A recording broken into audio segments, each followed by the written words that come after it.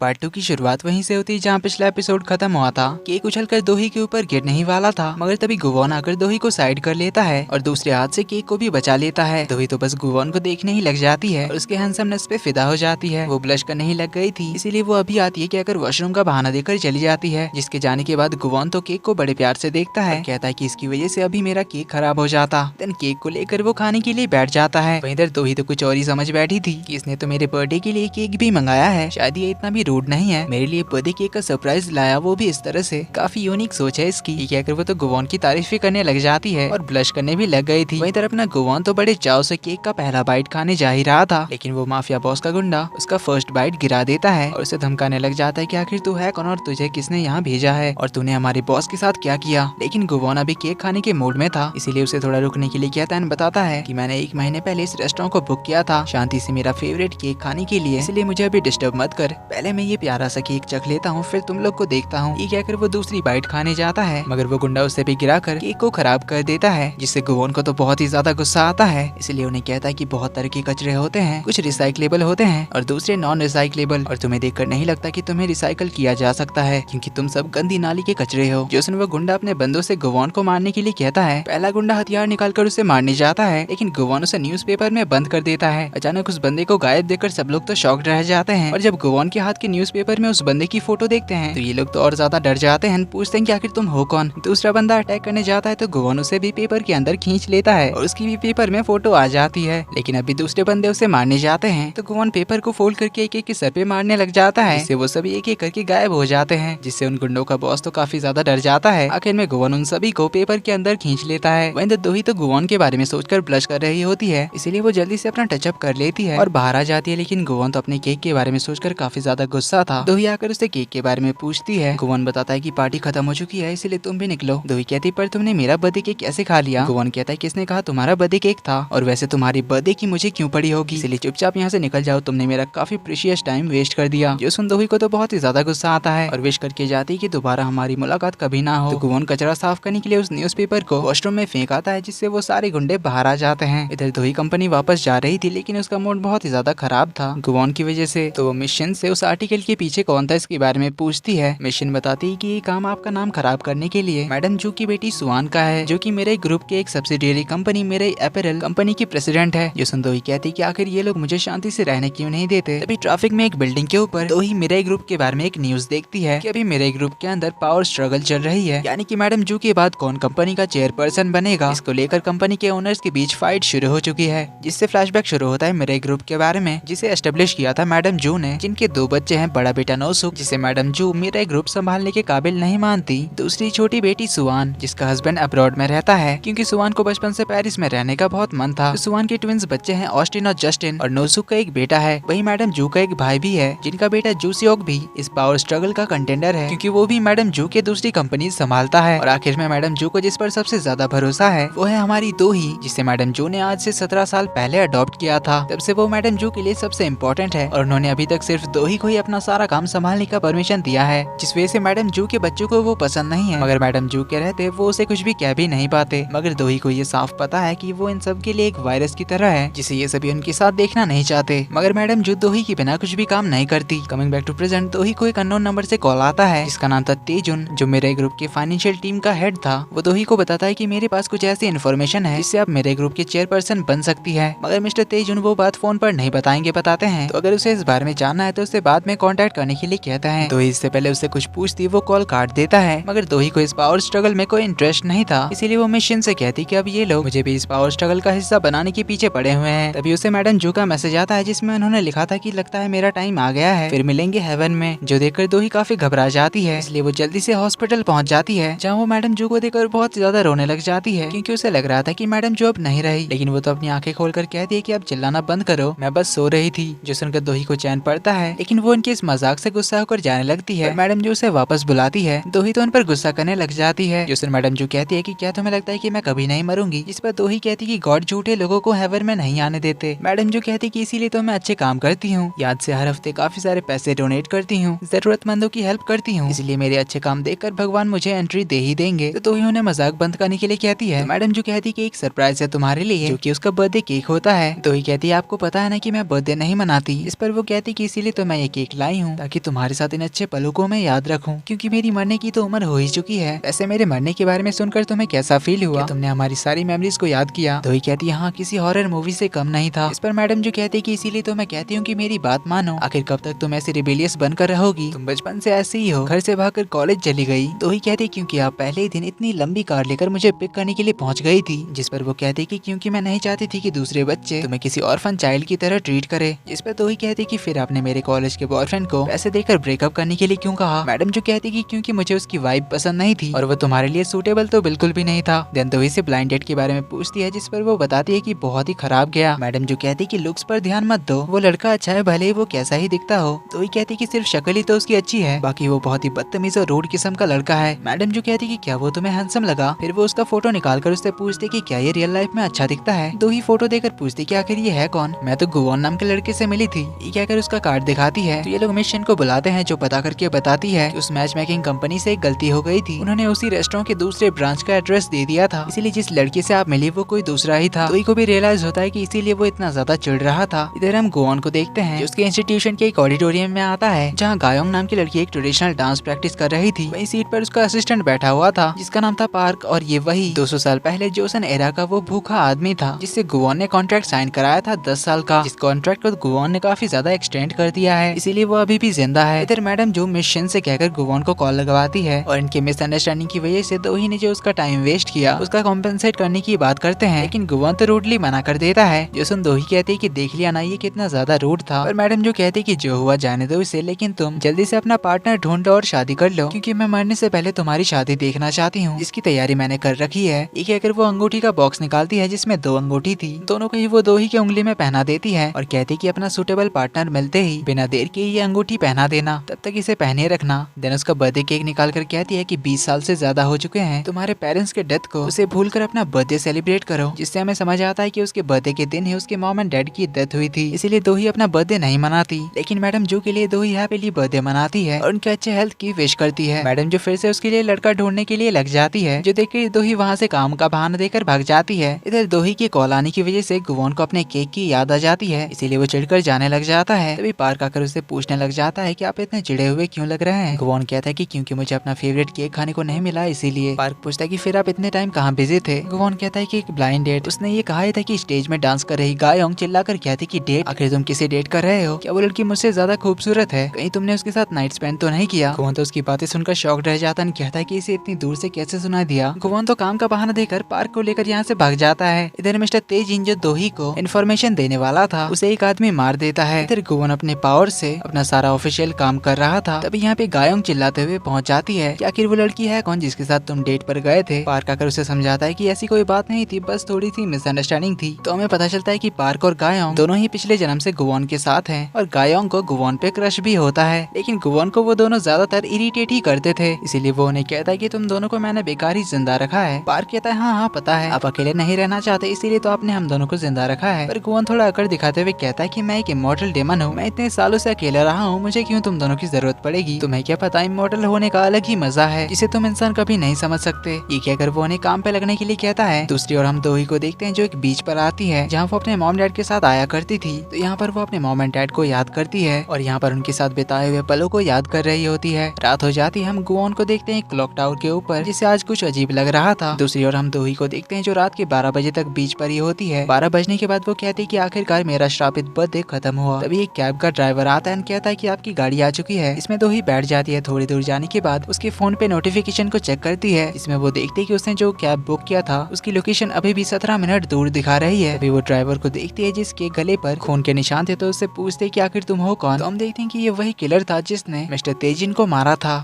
तो वो ड्राइवर गाड़ी रोककर कहता है कि ये पूछो कि तुम आखिर क्यों मरने वाली हो? कहकर वो उसे क्लोरोफॉर्म सुंघाकर बेहोश करने लग जाता है। जिस बीच वो उसे बताता है कि तुम्हारी मौत की वजह मैडम जू है। इतने में वो उसका मुंह दबाकर बेहोश कर देता है, लेकिन दोही ने नाटक किया था बेहोश होने का, इसलिए वो उस आदमी को धक्का देकर कार से बाहर निकल जाती है और भागने लग जाती है। और ये वही एपिसोड के शुरुआत का सीन था। इधर क्लॉक टावर के ऊपर से गुवोन अपने शिकार को ढूंढ रहा था, जिसकी कोई विश हो या फिर उसे किसी तरह की मदद चाहिए। तभी उसकी नजर पड़ जाती है दोही पर, तो उसकी तरफ इशारा करके कहता है कि मिल गई। तो उधर दोही भागते हुए जा रही थी, तभी सामने की ओर से गुवान आ जाता है, जिसे देखकर वो तो हैरान होती है और उसके दिमाग में यही सब बातें चल रही थी कि आखिर वो मुझे बचाने आ रहा है या फिर मारने। उसे शक भी हो रहा था कि कहीं एक किलर और वो एक साथ मिले हुए तो नहीं है। पर जो भी वो गुवान की ओर भाग कर जाती है और उसे हेल्प करने के लिए कहती है, पर गुवान कहता है इससे पहले तुम्हें मेरे साथ एक डील करनी होगी। दोही कहती कि अभी इन सब का टाइम नहीं है। उसके हाथ में चाकू है, दिखाई नहीं देता। गुवान कहता है ठीक है फिर देख लो तुम, मैं जा रहा हूँ। दोही उसे रोककर डील के लिए मान जाती है। गुवान कहता है कि वैसे तो मैं कॉन्ट्रैक्ट साइन करवाने से पहले किसी की हेल्प नहीं करता, पर इस आदमी को देखकर मेरे हाथों में खुजली हो रही है। ये बोलकर वो उसे मारने जाता है।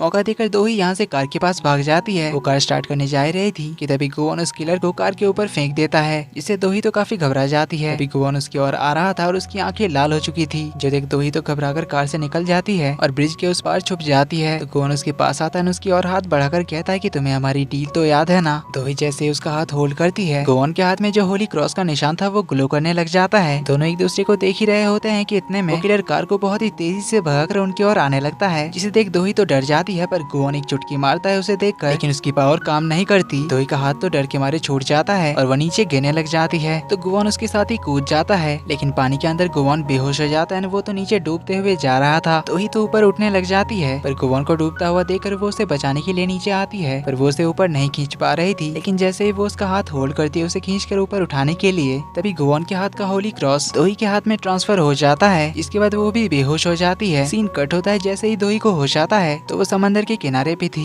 सामने गुवान को खड़ा देखकर वो उसके पास जाती है। उसका सर चकरा रहा था। वो अपने सर पे हाथ लगाती है। तभी गुवान को उसके हाथ में वो होली क्रॉस दिख जाता है, जिसे देखने के लिए वो उसका हाथ खींचता है और शॉकिंगली उसे देखने लग जाता है। तभी पानी का एक वेव पत्थरों से आकर टकराती है, जिससे पानी उनके ऊपर उड़ता है, लेकिन पानी हवा में ही रुक जाता है, जिसे देख दोही हैरान होती है। और इसी के साथ पार्ट 2 का एंड यहीं पर होता है।